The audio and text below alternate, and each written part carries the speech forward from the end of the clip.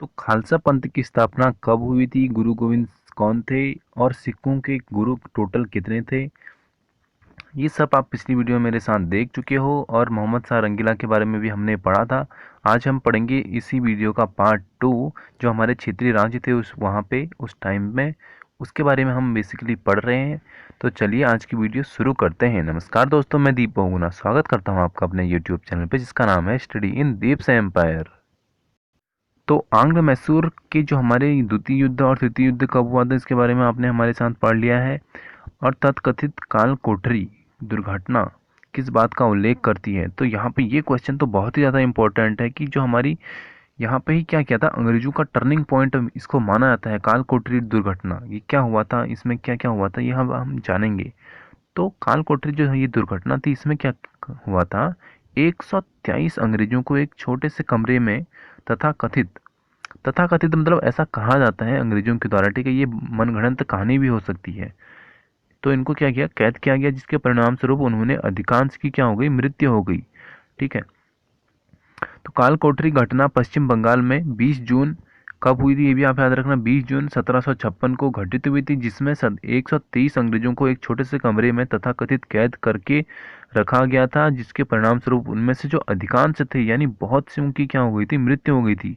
Black hole त्रासदी कहाँ घटी थी, तो ब्लैक होल त्रासदी हमारी कलकत्ता में घटी थी 20 जून 1756 को। ठीक है, कलकत्ता में घटित हुई थी। अगला है हमारा प्लासी का युद्ध। प्लासी का युद्ध कब हुआ था, ये तो आप इस पर आप ट्रिपल स्टार लगा लो, कि अब तो ये आपके कंधे पे डबल स्टार लगा ले मेरे दोस्तों। ठीक है, 1757 में प्लासी के युद्ध में सिराज उद दौला, ठीक है, कौन, सिराज उद दौला के साथ किसने विश्वासघात किया। अगर इनके साथ विश्वासघात यहाँ पे नहीं होता तो अभी पूरी कहानी ही अलग होती यहाँ हमारे हिंदुस्तान की। ठीक है, तो उन्होंने विश्वासघात इन्होंने किया था मीर जाफर ने। ठीक है, तो आपने देखा होगा कि कितनी बार हम गाली देते हैं कि मीर जाफर जैसा अब दोस्त मिल गया मेरे को। 23 जून 1757 में हुए प्लासी के युद्ध में सिराजुद्दौला के साथ मीर जाफर ने विश्वासघात किया। इस युद्ध में मीर जाफर नवाब का सेना नायक था।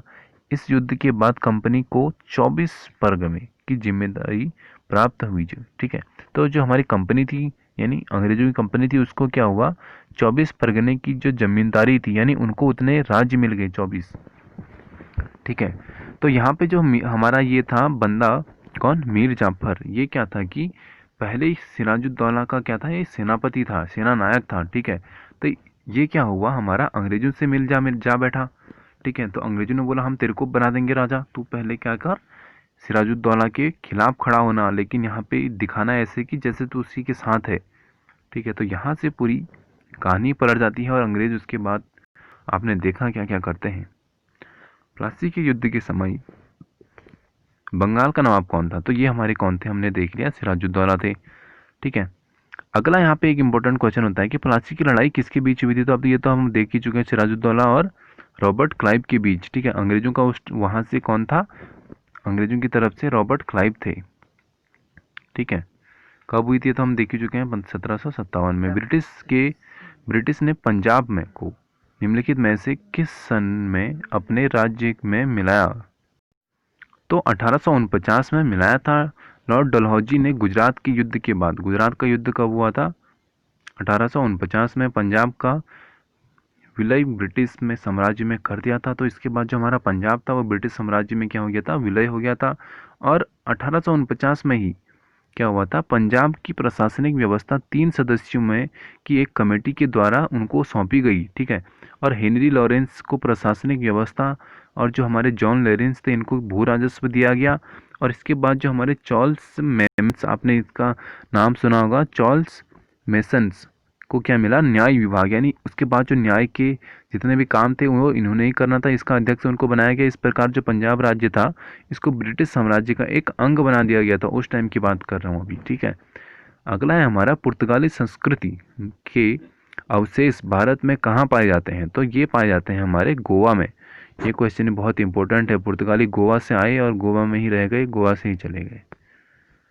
अगला है हमारा भारत में आंग्ल फ्रेंच शत्रुता की जो हमारी निम्नलिखित में से किसमें निर्णायक लड़ाई सिद्ध हुई, तो उनकी वैसे तो आंग्ल फ्रेंच की बहुत सी लड़ाई हुई, लेकिन इसमें से जो हमारी वांडीवास की लड़ाई है ये बहुत ही ज़्यादा इंपॉर्टेंट है, इस पर बहुत से क्वेश्चन पूछे गए हैं। ठीक है, तो अंग्रेजों और फ्रांसीसियों के बीच निर्णायक जो लड़ाई हुई थी वो हुई थी हमारी वांडीवास की लड़ाई। कब हुई थी ये भी आप याद रखना, 1760 में लड़ी गई थी।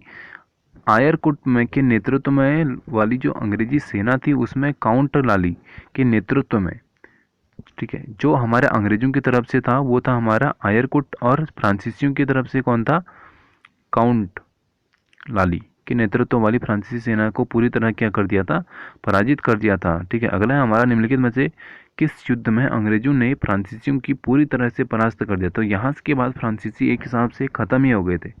ठीक है, कहाँ, इंडिया के लिए बात हो रही है अभी, तो वांडीवास की लड़ाई से।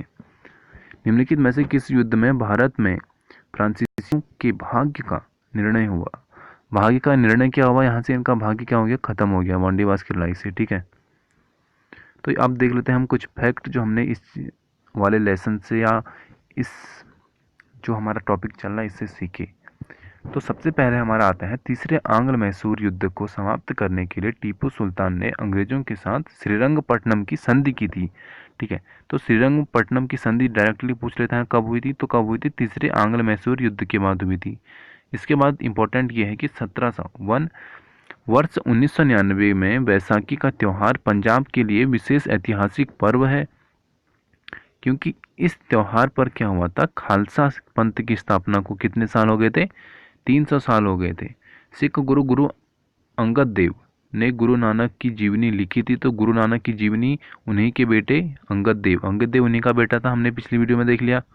ठीक है, सिखों के सैन्य संप्रदाय यानी जो उनका मिलिट्री सेक्ट था, इसका खालसा का प्रवर्तन सिखों के 10वें गुरु गुरु गोविंद सिंह ने किया। तो गुरु गोविंद सिंह ने क्या किया था, हमारा खालसा पंथ का निर्माण किया था।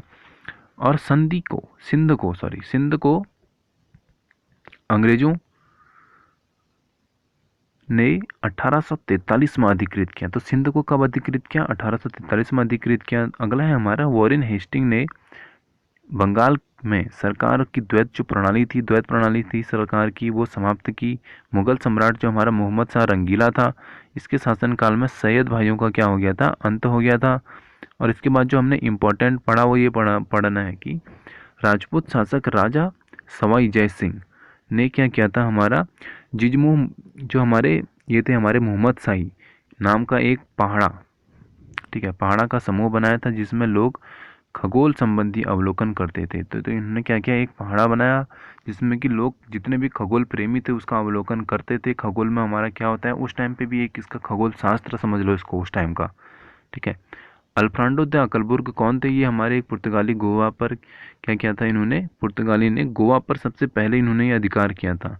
ठीक है, और ये हम पिछली वीडियो में भी देख चुके हैं जब हमने देखा था पुर्तगाली भारत आए थे। और यहाँ पे एक लास्ट जो चीज़ है ये है कि इंडोनेशिया डचों का क्या है, उपनिवेश नगर था। जो हमारा इंडोनेशिया है ये डचों का ही उपनिवेश केंद्र है। ठीक है, तो यहाँ पे करते हैं इस वीडियो को समाप्त। अगली वीडियो में हम देखेंगे सांस्कृतिक और सामाजिक सुधार जो आंदोलन है उसके बारे में हम पढ़ेंगे। ये वीडियो भी रहेगी बहुत ही इंपॉर्टेंट, इसमें हम पढ़ेंगे स्वामी दयानंद सरस्वती के बारे में, और भी बहुत से हम चीज़ें देखेंगे। प्लासी का युद्ध हुआ, ये कब हुआ, आर्य समाज की स्थापना, बहुत सी चीज़ें आपको देखने को मिलेंगी। तो अभी करते हैं वीडियो समाप्त, बने रहे मेरे साथ। जय हिंद, जय भारत।